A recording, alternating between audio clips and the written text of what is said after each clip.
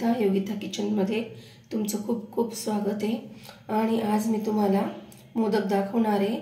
त्याआधी माझ्या चॅनलला तुम्ही नवीन असाल तर लाईक, शेअर आणि सबस्क्राइब करायला विसरू नका। आणि आज मी तुम्हाला टिप आणि ट्रिक सहित मोदक दाखवणार आहे। तर चला आपण रेसिपीला सुरुवात करूया। इथे मी पाणी टाकून घेतले खोबऱ्याच्या वाटीला आणि ही वाटी आपण आता स्वच्छ धुवून घेणार आहोत। हे बघा, स्वच्छ धुतल्यामुळे त्याचा बुरसटलेला वास कमी होतो आणि त्यातली सगळी घाण निघून जाते।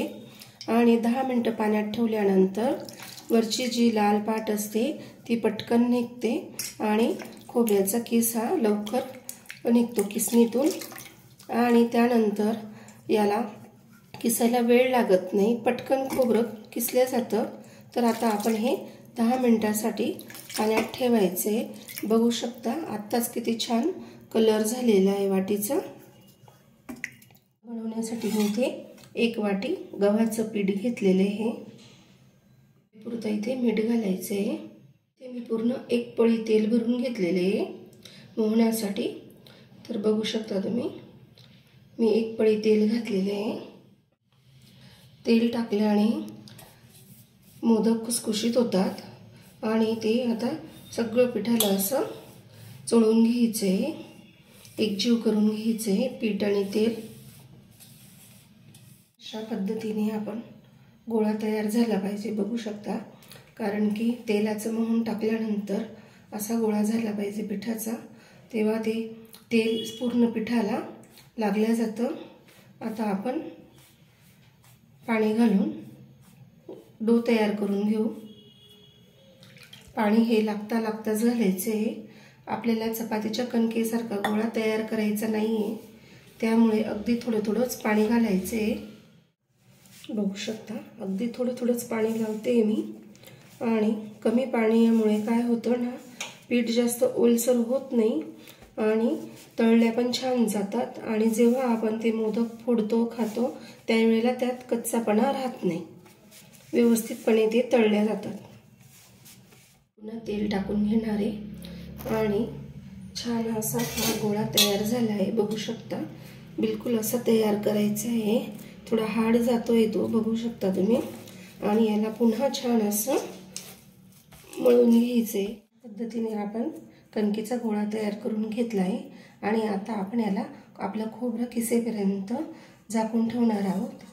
मिनिटं झालेली आहेत। आता आपल्याला ही खोबऱ्याची वाटी पाण्यातून स्वच्छ धुवून काढून घ्यायची आणि छान कपड्याने असं पुसून तिला कोरडी करायची। वाटी पुसल्यानंतर बघा किती स्वच्छ झालेली आहे आणि अशी मऊ सुद्धा झालेली आहे। आणि आता आपण वरची पाट काढून घेणार आहोत। बघू शकता पटकन अशी पाट निघते त्याच्यावरची। खोबऱ्यावरची पाट पूर्ण काढून झाली आहे। बघू शकता किती पटकन अशी त्याची पाट निघाली आहे। भिजवल्यामुळे मी नेहमी भिजवते, ज्या वेळेला मला मसाल्याची भाजी वगैरे करायची असते त्यावेळेला मी 10 मिनिटं आधी कांदा वगैरे चिरेपर्यंत मी खोबरं पाण्यात घालून ठेवते। खोबऱ्याची वाटी किसून घ्यायची आहे। बघू शकता किती पटकन किसले जाते हे बघा, आणि किती छान किस पडतोय। असा पांढरा शुभ्र किसून झालेला आहे, बघू शकता तुम्ही। आणि मी तुम्हाला यात टाकून दाखवते। जसं आपण बाहेरचा केस आणतो त्या पद्धतीने हा खोबऱ्याचा केस तयार झालेला आहे। बाहेरचा केस हा भुसभुशीत लागतो आणि त्याला चव नसते। आणि हा घरचा केस आपण तेलाचं प्रमाण बघा खूप असतं याच्यामध्ये, तेलकट लागतो आणि चवीला सुद्धा छान लागतात त्याचे मोदक। तर आपण घरच्या घरी अशीच वाटी किसून घ्यायची आहे। 1 वाटी खोबरं, त्याला पाऊण वाटी गूळ घेतलेला आहे। तो किसल्यामुळे बघू शकता तुम्ही असं खाली दाबल्या गेलेला आहे, म्हणून तो अर्धी वाटीच गूळ दिसतोय आपल्याला। पण मी किसून घेतल्यानंतर अशी पाऊण वाटी भरून घेतलेली आहे। तर एका वाटीसाठी पाऊण वाटी गूळ घ्यायचा आहे। मी इथे तूप टाकून घेणार आहे। तुपाने चव छान येते मोदकाला। आणि त्यातच आपल्याला आता थोडं खोबरं परतून घ्यायचे। आपल्याला आता खोबरं घालून घ्यायचे आणि अगदी अर्ध्या मिनिटासाठी ते परतून घ्यायचे। आपल्याला गूळ घालून घ्यायचे। त्यानंतर वेलची पावडर घालून घ्यायची आणि छान गूळ मेल्ट होईपर्यंत परतवत राहायचे। गूळ आणि खोबरं छान मिक्स झालेले। आता गॅस बंद करणार आणि थंड होण्यासाठी प्लेटमध्ये काढून घ्यायचे।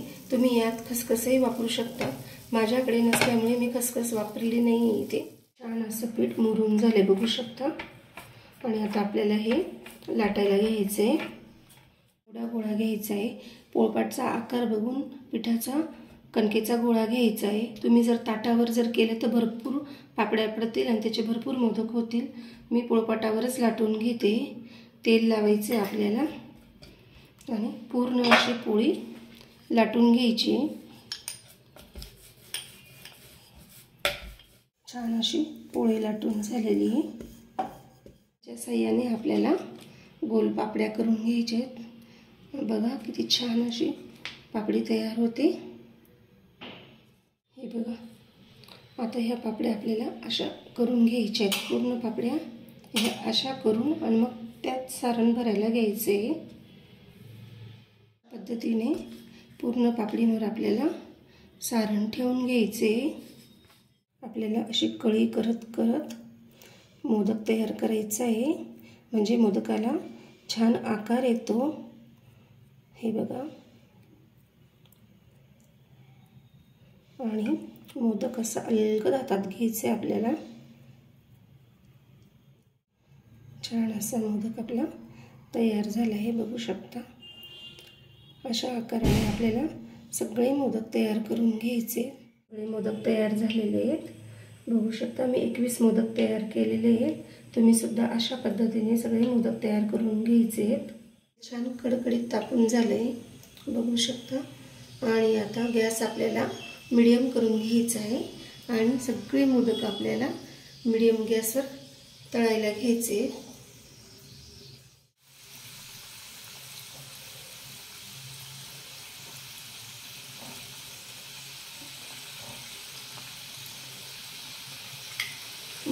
मोदक टाकल्यानंतर एकसारखं असं हळूवारपणे हलवत राहायचं आपल्याला मोदक, त्यामुळे मोदकांचा रंग एकसारखा येतो आणि सगळे मोदक आपण अशाच पद्धतीने तळून घेणार आहोत।